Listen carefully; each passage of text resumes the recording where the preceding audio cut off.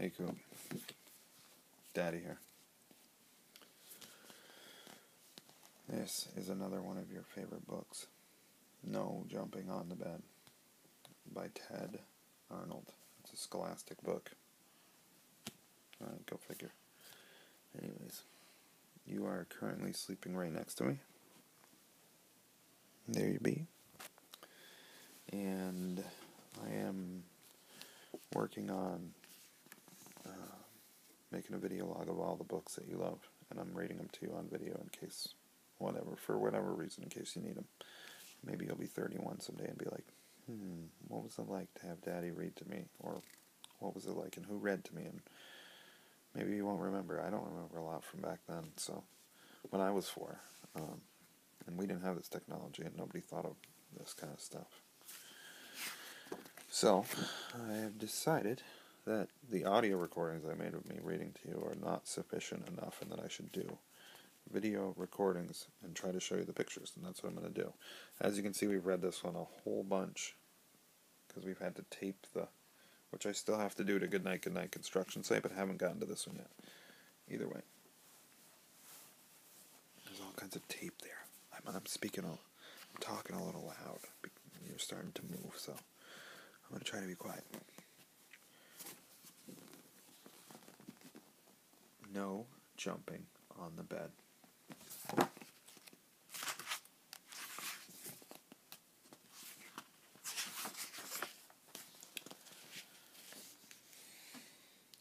In his apartment building near the top floor, Walter was getting ready for bed.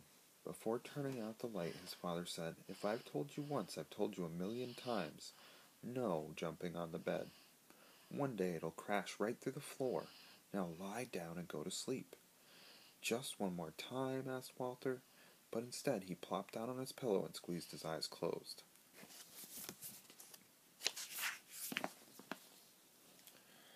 "Good night," said his father, as he turned off the light and pulled the door almost closed. The room was dark and quiet, except for the soft thump, thump, thump coming from the room above. "That's Dilbert upstairs," thought Walter.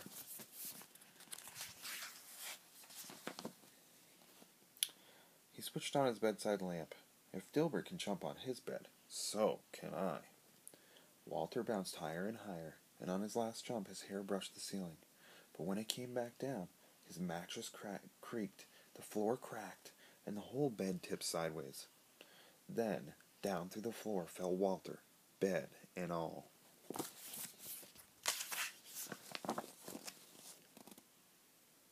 Now, it just so happened that Walter's bedroom was directly above Mrs. Hattie's dining room.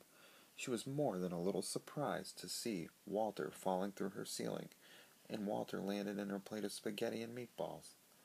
"I was not expecting company for dinner," she mumbled, with a mouthful of meatballs.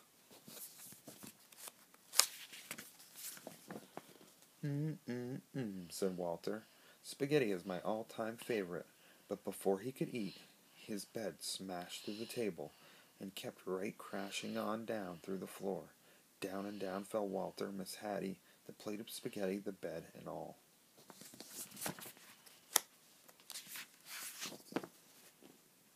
Miss Hattie's dining room was right above Mr. Matty's TV room, and Mr. Matty didn't even notice the bed falling through his ceiling until the meatballs bounced off his head. Mrs. Hattie tumbled onto his lap, and Walter splashed through the aquarium. "I've already had my bath tonight," said Walter. He wanted to stay and watch the monsters on TV, but the bed crashed through the floor, taking the TV with it.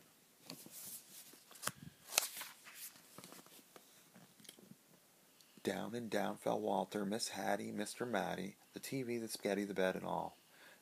Walter's Aunt Batty had just moved into the building. She was still unpacking when Mrs. Hattie, Mr. Matty, and the dripping wet Walter tumbled through the ceiling right into a box containing her rare Patagonian stamp collection.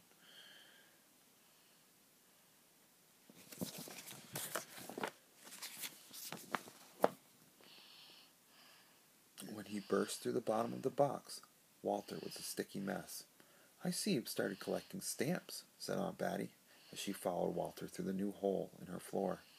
Down and down fell Walter, Miss Hattie, Mr. Batty, Aunt Natty, the stamp collection, the TV, the spaghetti, the bed, and all.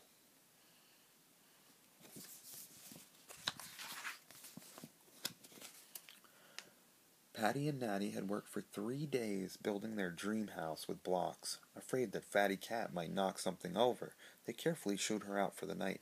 Then the upstairs neighbors came in through the ceiling. "Excuse us," said Walter, remembering his manners. "We won't be staying long," he said. The words were barely out past his lips when Walter bashed through the floor, continuing on his way.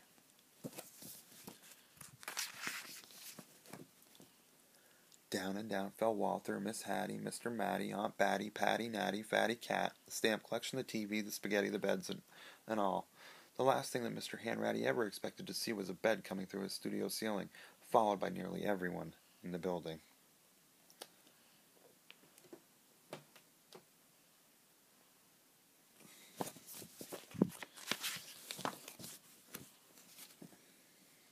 "If I had known that you wanted to see my paintings," he said, "I would have tidied up a bit." But they never once paused to admire Mr. Hanratty's colorful artwork. They were instead too busy splashing in his cans of paint. This was when the floor caved in and everyone followed Walter's bed down through the hole. Down and down fell Walter, Miss Hattie, Mr. Matty, Aunt Batty, Patty, and Natty, Mr. Hanratty, Fatty Cat, 17 cans of paint, the stamp collection, the TV, the spaghetti, the bed, and all. Maestro Ferengatti and his string quartet were astonished by the colorful crowd that fell through the ceiling, but the maestro loved an audience, even if they dropped it unannounced. When Walter's bed smashed through the floor and paint splattered all over the place, however, the maestro wished that the audience would leave, and so they did, along with his string quartet.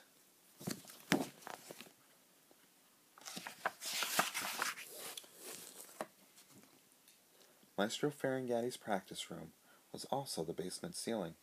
It was dark and quiet as midnight down there. Walter squeezed his eyes closed and tumbled through the darkness until he landed on something soft. When he opened his eyes, everything was in place. His bedroom lights were out, the door was almost closed, and through it Walter could hear his mother and father talking quietly. "No more jumping on the bed for me," mumbled Walter, as he lay back down to sleep. Suddenly he heard a creak, and the ceiling cracked, and down fell Dilbert. Down and down fell Dilbert, bed and all.